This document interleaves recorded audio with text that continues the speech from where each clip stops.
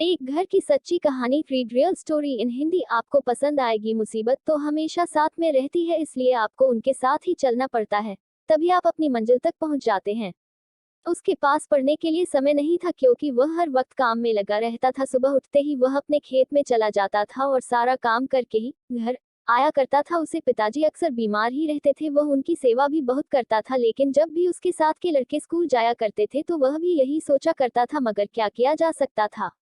उसके पास समय था ही नहीं तो वह क्या करे। घर में सिर्फ उसके पिताजी और वह सुशांत ही रहता था। सुशांत अपने पिताजी के लिए खाना बनाना और घर की साफ सफाई और अपने खेत के सारे काम वही करता था। वह इन सब काम के करने के बाद भी यही सोचा करता था कि मेरे साथ बहुत परेशानियां हैं। घर में हम दो लोग ही रहते हैं, पिताजी अक्सर बीमार रहते हैं, मेरे साथ के सभी लड़के स्कूल जाते हैं। सुशांत को पढ़ना अच्छा लगता था, मगर वह कुछ नहीं कर पा रहा था। तभी एक दिन उसकी बुआ सुशांत के घर आई और कहने लगी कि ऐसा कब तक चलेगा, तुम बहुत परेशान हो, ऐसा करो कि तुम मेरे साथ चलो और वहीं पर रहो। सुशांत के पिताजी ने कहा कि ऐसा हो नहीं सकता है, तुम इस बात को अच्छी तरह जानती हो, मगर सुशांत को तुम मेरे साथ भेज सकते हो, वह अकेला यहाँ पर कब तक ऐसे ही रहेगा। और तुम्हारे लिए भी मैं ऐसा ही कह रही हूँ। सुशांत अगर यहाँ पर रहेगा तो वह कभी पढ़ नहीं पाएगा, और जीवन में उसे आगे बढ़ना है। तुम ही ऐसा सोचते क्यों नहीं हो। सुशांत के पिताजी यह बात अच्छी तरह जानते हैं, मगर अगर सुशांत भी चला गया तो मैं अकेला यहाँ पर कैसे रहूंगा। सुशांत की बुआ को कुछ भी समझ नहीं आ रहा था। तुम उसे मेरे साथ भेजना भी नहीं चाहते हो और खुद भी जाना नहीं चाहते हो। ऐसा कब तक चलेगा, और क्या इसका कोई और भी हल है। अभी वह छोटा है, वह जब बड़ा होगा तो उसकी भी जिम्मेदारी बढ़ेगी। तुमने कुछ सोचा है। अभी तो कुछ सोचा नहीं है, मगर मैं सोच रहा हूँ कि उसकी जल्दी ही शादी कर दूँ। उससे उसे भी आराम मिलेगा और हमारा घर भी चल जाएगा। बुआ ने कहा कि तुम्हें कुछ समझ नहीं आता है, अभी वह छोटा है, अभी उसकी शादी ठीक नहीं है। मैं ऐसा करती हूँ कि मौसी की लड़की को यहाँ पर भेज देती हूँ, जिससे तुम्हें खाने की परेशानी नहीं होगी और तुम्हें इलाज भी करवा लेना चाहिए, जिससे जल्दी ही ठीक हो जाओ। ऐसा कब तक चलेगा, बीमार होने पर कुछ नहीं होगा, ठीक रहोगे तो सब अच्छा होगा। अगले दिन बुआ के साथ में मौसी की लड़की भी आ गई थी, और बुआ ने ये कहा कि जब तक सुशांत की शादी नहीं होगी तब तक तुम्हें घर का कोई भी काम नहीं करना होगा। मौसी की लड़की सब घर का काम जानती है, ये सब कर लेगी। उसके बाद सुशांत को भी अच्छा लग रहा था, अब उसे ज्यादा काम नहीं करना पड़ रहा था। उधर सुशांत के पिताजी भी ठीक होने लगे थे, और जब वह ठीक हुए तो सुशांत का काम भी कम हो गया था। अब वह अपनी पढ़ाई को अच्छे से कर सकता था। ये सब मौसी की लड़की की वजह से हो पाया था। आदमी कितना भी काम कर ले, मगर वह कुछ ऐसे काम जो नहीं कर पाता है। धीरे धीरे समय बीतता चला गया था। अब मौसी की लड़की भी बड़ी हो गई थी।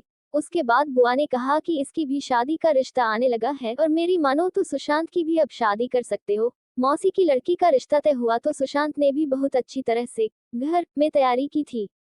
सुशांत जानता था कि अगर वह न होती तो हमारे घर में कुछ भी नहीं होता। उसकी न वजह से मैं आगे पढ़ पाया हूँ, और पिताजी की तबीयत भी ठीक हुई है। ये हमारे लिए बहुत सारी खुशियां लेकर आई है, इसलिए उसकी शादी में कोई भी कमी नहीं होने वाली थी। सुशांत के पिताजी ने उसे अपनी बेटी की तरह ही समझा था, इसलिए उसके लिए वह सब कुछ कर रहे थे। सुशांत ने भी अपनी तरह से काफी तोहफे दिए थे।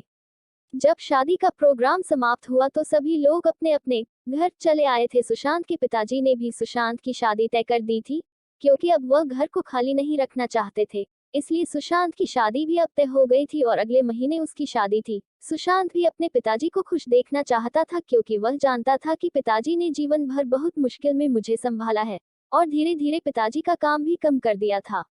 सुशांत को एक सेठ के यहाँ पर अच्छी नौकरी मिल गई थी। सेठ का गोदाम था और उसमें सामान रखा हुआ था, सभी लेन देन सुशांत ही कर रहा था। सेठ को भी सुशांत का काम अच्छा लग रहा था, क्योंकि वह बहुत ही ईमानदारी से सब कुछ कर रहा था। सुशांत की अब शादी भी होने वाली थी। शादी में जब बुआ आई तो कहने लगी कि अब सब कुछ अच्छा चल रहा है। सुशांत के पिताजी ने कहा कि यह सब तुम्हारी वजह से हुआ है। बुआ ने कहा कि तुम छोटे हो, इसलिए छोटों की मदद करना ये बहुत जरूरी है। इसमें और कुछ भी कहने की जरूरत नहीं है। अब सुशांत बड़ा हो गया है, और वह तुम्हारी सबकी देखभाल कर सकता है। अब चिंता की बात नहीं है। सुशांत की भी शादी हो चुकी थी, और अब सुशांत और उसकी पत्नी पिताजी की सेवा में लगे हुए थे। सुशांत जानता है कि उसके पिताजी ने उसके लिए बहुत मुश्किल उठाई है, और अब उनकी सेवा करना उसका धर्म था। इस तरह सुशांत का जीवन सफल हो गया था, और वह अपने काम को अच्छे से कर रहा था। मुश्किलें आती है और हमें सीखा जाती है, इसलिए कभी परेशान न होना जीवन बढ़ने का नाम है, और हमेशा आगे बढ़ते रहना। अगर आपको यह एक घर की सच्ची कहानी read real story in Hindi पसंद आई है तो आप इसे शेयर जरूर करें और लाइक कमेंट करके हमें भी बताएं।